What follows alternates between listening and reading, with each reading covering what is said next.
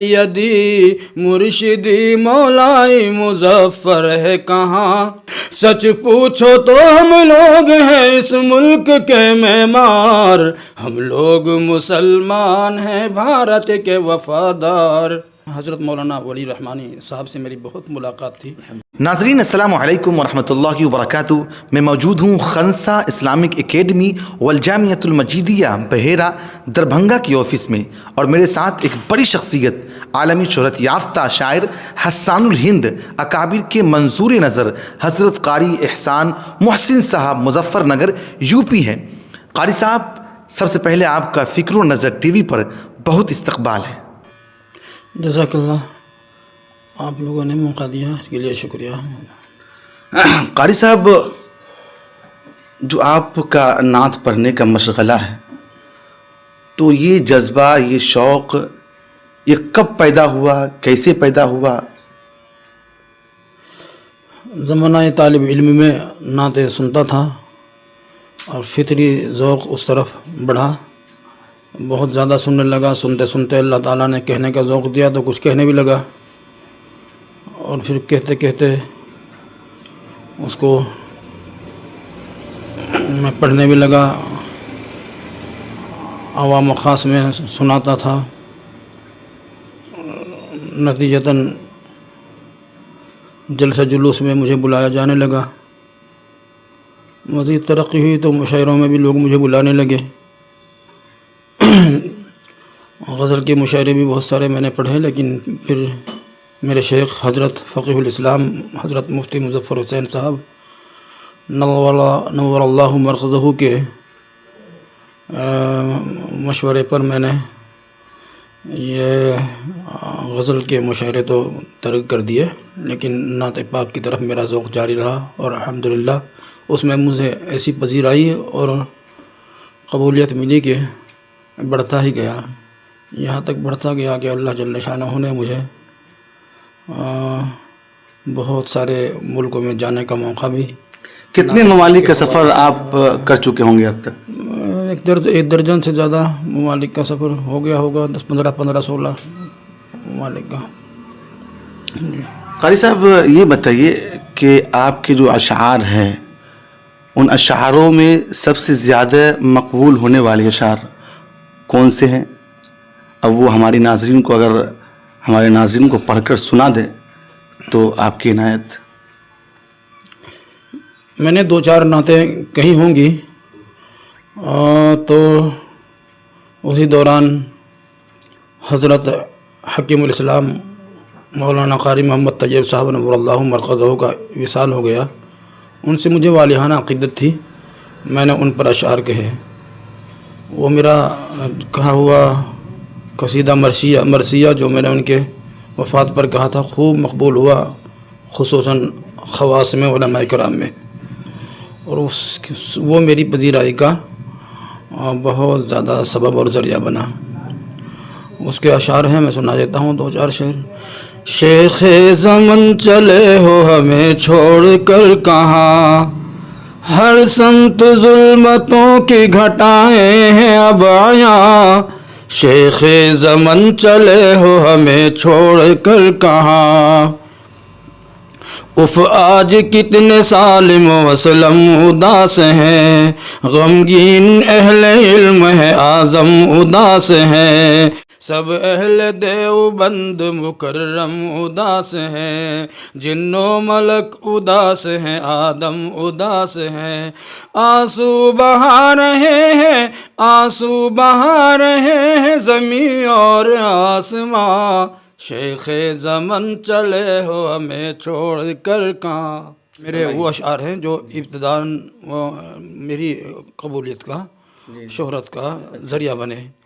اس کے بعد پھر آگے بڑھے تو مجھے یہ ذوق بہت زیادہ بڑھ گیا اکابر علماء مشائخ کی وفات پر کہنے کا، تو الحمدللہ میں نے پھر اپنے شیخ حضرت فقیہ الاسلام پر کہا، وہ بھی بہت زیادہ مقبول ہوا۔ چند شعر اس کے بھی سن لیجیے آپ۔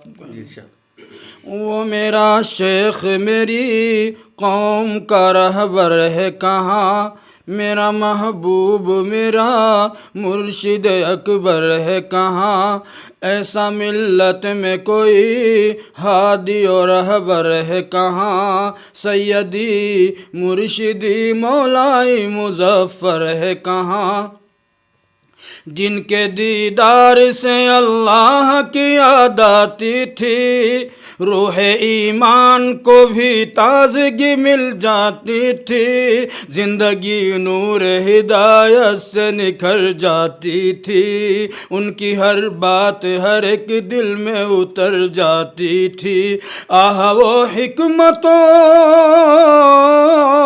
وہ حکمت و دانش کا سمندر ہے کہاں، وہ میرا شیخ میری قوم کا رہبر ہے کہاں۔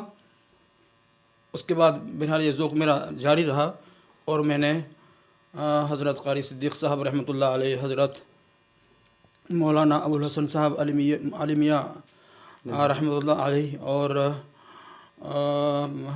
بہت سارے مشائخ پر اشعار کہے جو بہت زیادہ مقبول ہوئے، کم سے کم اتنا تو ضرور کہ ان کے رسائل کی زینت بنے۔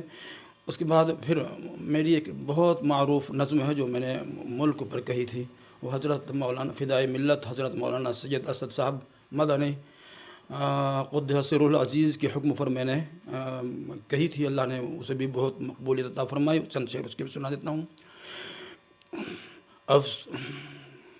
ہم لوگ مسلمان ہیں بھارت کے وفادار، ہم رہ روے منزل ہیں ہمیں قافلہ سالار، ہم لوگ مسلمان ہیں بھارت کے وفادار، آزادی کی آواز اٹھائی تھی ہمیں نے، اور ریشمی تحریک چلائی تھی ہمیں نے، باپو کی صدا اونچی اٹھائی تھی ہمیں نے، اس ملک کی تقدیر جگائی تھی ہمیں نے، سچ پوچھو تو ہم لوگ ہیں اس ملک کے معمار، ہم لوگ مسلمان ہیں بھارت کے وفادار۔ اور پھر آخر میں میری ایک نعت پاک، وہ میرا نبی ہے، وہ مشہور زمانہ ہے، سب جانتے ہیں، وہ میری الہام نعت پاک ہے۔